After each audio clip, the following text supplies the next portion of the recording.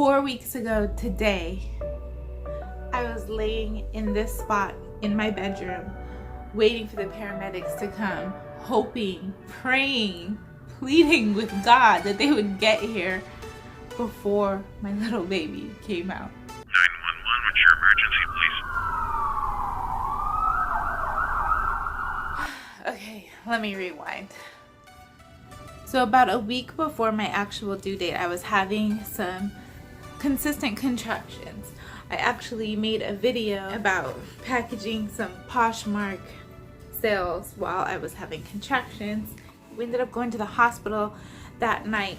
They checked me. I was 3 centimeters dilated, but my contractions stopped as soon as we got to the hospital. They also were not strong contractions, and so the doctors were like, you know, if you have really strong contractions consistently for about an hour, then come back, and they let me go home. I have a pretty high tolerance to pain, and I was trying to avoid what happened the first time I gave birth. I have a 3-year-old son and barely made it to the hospital when he was born. I was actually laboring at home for about 24 hours, but my contractions were kind of mild and somewhat far apart. So when I called to see if I could go in, they're like, oh, it's your first baby, wait till your contractions are 3 to 4 minutes apart for at least an hour before you come in. Long story short, I was feeling so much pain that we ended up going to the hospital anyway. I think I arrived to the hospital at 10:14 p.m. and my first son was born at 10:29 p.m. So I was literally signing my admittance paperwork after he was born. We barely made it to the hospital. I was trying to avoid that this time around. So fast forward to now, when I started feeling contractions about a week before my due date, I was like, we're going to the hospital because I don't want that to happen again. I want to labor in the hospital. I want to have an epidural. I want to be safe and secure in knowing that there are professionals there to care for me and for my baby. So I was disappointed when I was sent home originally. After that, I had no contractions, like maybe 1 or 2 Braxton Hicks throughout the following week, but really nothing. Fast forward to my actual due date, which was September 5th. It was a Wednesday morning. My fiance was up early and gone to work. My mom was visiting from San Diego, so we woke up, got my oldest son ready for school, took him to preschool. Then we went to Walmart, and when we were at Walmart, I was like, okay, I think I just had a contraction. It might have been a Braxton Hicks, I'm not sure. But then we just kept walking. My mom made a joke and was saying, oh, what if you give birth in Walmart? Maybe they'll give you a year's supply of free diapers. We laughed it off and just kept doing our shopping. Then when we got in the car to leave, I was like, okay, I think that might have been another little Braxton Hicks. But, you know, it was nothing like too crazy, so I really didn't think much of it. I was craving some donuts, so we went to the donut shop. My mom asked the lady, what donut is going to induce labor? And we just laughed it off. I had already picked my donuts. Yes, donuts, plural. Cinnamon rolls are my favorite. So of course I had a cinnamon roll and a chocolate cake. We get home, back to my house, and we're sitting at the table. I ate my chocolate donut. I start to eat my cinnamon roll, and I was like, oh my God, this is a real contraction. As soon as I felt that next contraction, I knew it was the real thing, and my mind went blank.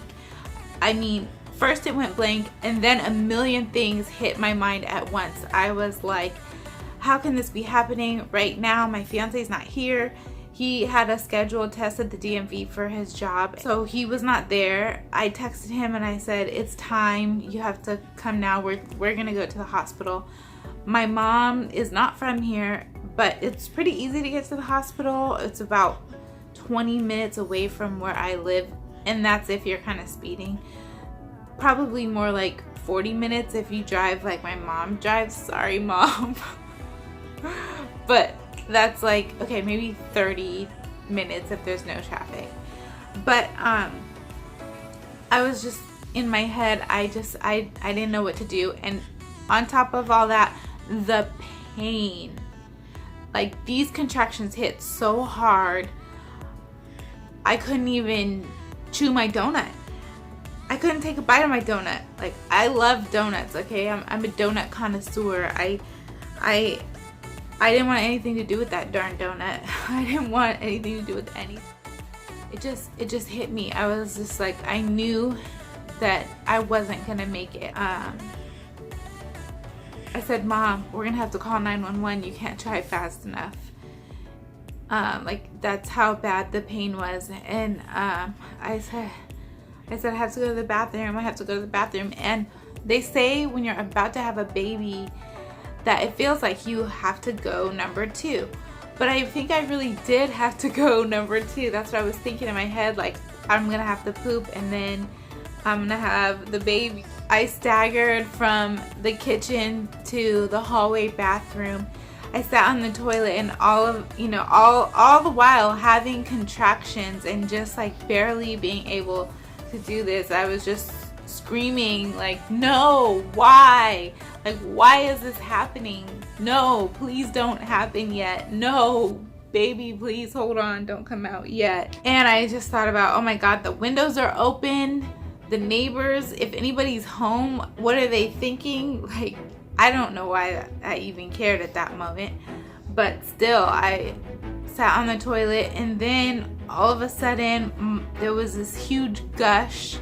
It did not feel like pee. It was my water breaking. So my mom had called 911. She was on the phone with the emergency dispatch. The dispatch was telling my mom what to do. She said, get a towel for the floor, get a towel for the baby, get something to tie the cord off. Once the baby comes out, she said, get her off the toilet. You don't want to have the baby on the toilet. I could barely move. Like, every position was pain. I got on my hands and knees from the toilet and just like crawled from the hall to the doorway of my bedroom, which is here. And I just like, I was trying to lay down, I don't know what position I was in. She said lay down. I didn't think I could move. I was on my hands and knees. But then my mom made me lay on my back, so I got on my back. From that point on, I was just like pleading, yelling, hitting the wall, like I didn't know what to do. Like, I remembered my first birth and I remember them saying, focus on pushing. I was scared to push because even though that was gonna help with the pain, I didn't want the baby to come out right then. I didn't know what to do. My mom was running around looking for stuff. She was on the phone with the operator. She had to go downstairs, she opened the garage, she opened the front door, and then ran back up to me. And then finally I heard the ambulance in the distance, and like, part of me was relieved, part of me was even more scared. You know, when the fire department comes, it's not just like 1 or 2, it's like a whole gang of emergency dispatch, which, okay, I don't know how many people were there. I know there was one guy in my face talking to me, and I know there was another guy holding up a huge blanket. And I remember him saying, don't worry, ma'am, I'm gonna keep you covered up. And I was thinking in my head, like, I don't freaking care about being covered up. This baby is about to come. So the guy that was in my face, he was trying to talk me through it and trying to keep me focused, and he was saying, okay, you're not crowning yet. We have to get you to the hospital. We don't want to have this baby here. The hospital is the best place for you to have this baby. I said, okay. All of a sudden, like, during another contraction, I was like, oh my God, I think I just pooped. And the guy with the blanket was like, no, you didn't poop, you didn't poop. And then they said, you have to stand up so we can get you in this chair. They had to put me in a chair so that they could take me downstairs because my house is on the 2nd level.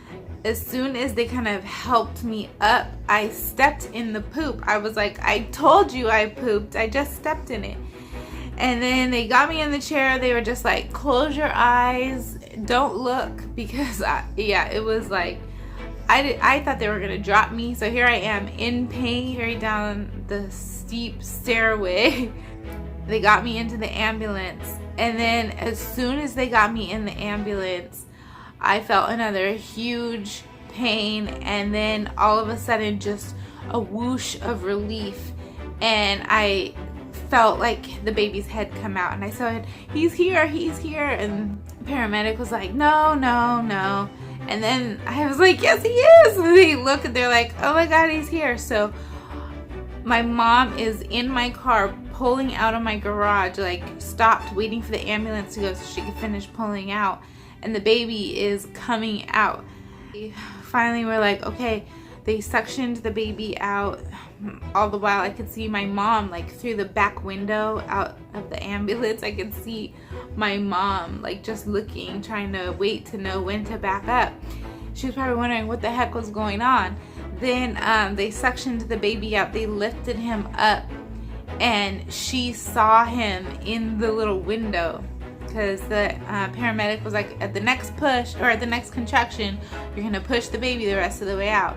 So next contraction came, pushed the baby out, they put him on my chest, and they started just doing all kinds of things, and like just the pain was gone, and I was just so overwhelmed. I was like, somebody get my mom. She ended up, like I said, seeing the baby through the window of the ambulance and came, peeked through and took a picture. Then we made sure, you know, the baby was okay. And yes, he was breathing, he was healthy, he was beautiful. But that is the story of this little guy's birth. We made it. We had a peaceful ride from my house in the ambulance to the hospital. He was on my belly the whole time with the silver blanket. I said, don't you have a real blanket you can use? But they were like, actually ma'am, this is the best blanket for him as far as keeping him warm. Yes, it was just noisy and it didn't feel good to me, so I was like, how is this gonna be comfortable for my little baby? But anyways, we made it. We got wheeled into the emergency room. The ER doctor looked him over and looked me over, and he was like, what, you didn't want to wait till you got here? You know, ha ha ha. They wheeled me into the room. I hadn't delivered the placenta yet, so all the doctor had to do was deliver my placenta, check me. I didn't have any tears, anything like that. Yeah. As soon as we got wheeled into the delivery room, my fiance made it. My mom showed up. And so we got to tell him the exciting story. I was retelling the whole poop story, and I was like, matter of fact, I probably still have poop on my toe. And it's funny because the nail polish I had on my toes was like this brownish color for fall. The nurse was like, oh, I'll clean it out for you, and we were just laughing about the fact that the poop matched my my toenails. But anyway, this little guy was 7 pounds 1 ounce, 20 inches long, no, 19 inches long. His name is Amari King, and he's just a beautiful little happy guy. I'm just grateful that he's healthy and everything kind of worked out. Probably won't be having any more babies after this, and if for some crazy reason I do get pregnant, I'm just gonna camp out at the hospital probably for a few days before my supposed due date, because I don't ever want this to happen again.